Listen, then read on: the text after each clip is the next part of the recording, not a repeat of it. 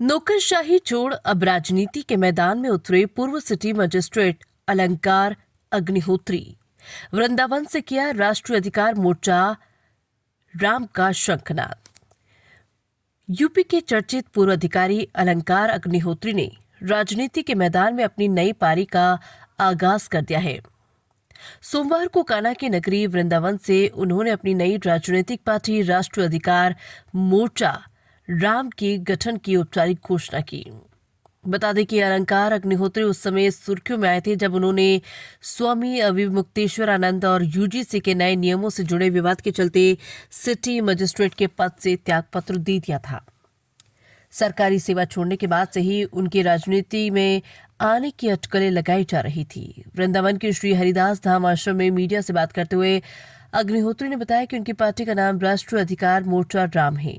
उन्होंने स्पष्ट किया कि उनकी पार्टी के विजन में राम और कृष्ण दोनों का समावेश होगा और वह इन्हीं आदर्शों को साथ लेकर जनता के बीच जाएंगे। अपने राजनीतिक सफर की शुरुआत के लिए उन्होंने बांके बिहारी की नगरी को चुना। अग्निहोत्री ने कहा कि वृंदावन की पावन धरा से इस संकल्प की शुरुआत करना उनके लिए सौभाग्य की बात है। अब देखना यह होगा कि नौकरशाही से राजनीति में उतरे अग्निहोत्री की ये राम नीति प्रदेश के सियासी समीकरणों पर क्या असर डालती है। वृंदावन से धर्मेंद्र की रिपोर्ट।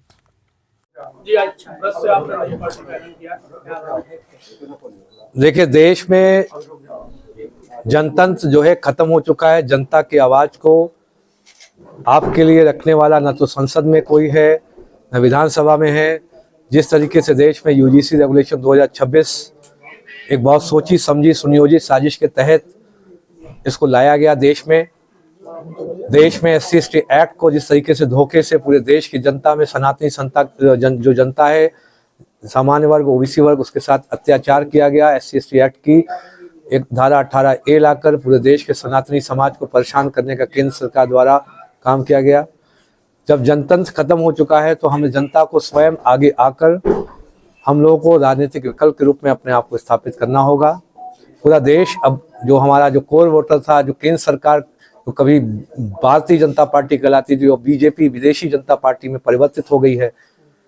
हम लोग जो इनका कोर वोटर थे, सामान्य ओबीसी जो कोर वोटर 70-80% जो कोर वोटर है, इनसे छिटक चुका है।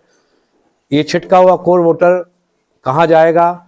उस कोर वोटर को हमको उसकी आवाज बनते हुए हमको अपने आप को पूरे समाज के जो निर्देश हैं, पूरे ईश्वर बजरंगबली का आशीर्वाद, माँ की बारी जी और श्री राम जी जो कृष्ण भगवान है उनका आशीर्वाद लेते हुए हम लोग ये राजनीतिक विकल्प राष्ट्रीय जो अधिकार मोर्चा के क्रम में हम लोग स्थापित कर रहे हैं।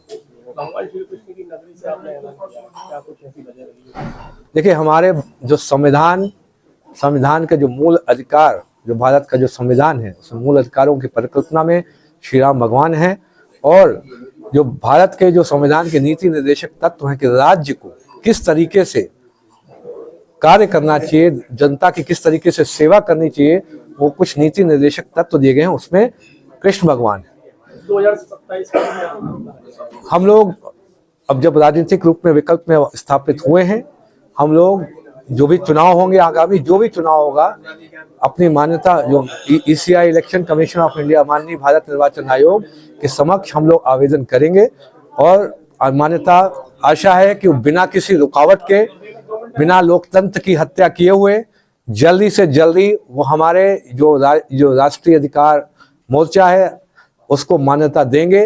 यदि किसी कारणवश नहीं देते हैं तो यह माना जाएगा कि पूरे देश के लोकतंत्र की वो हत्या करना चाहते हैं।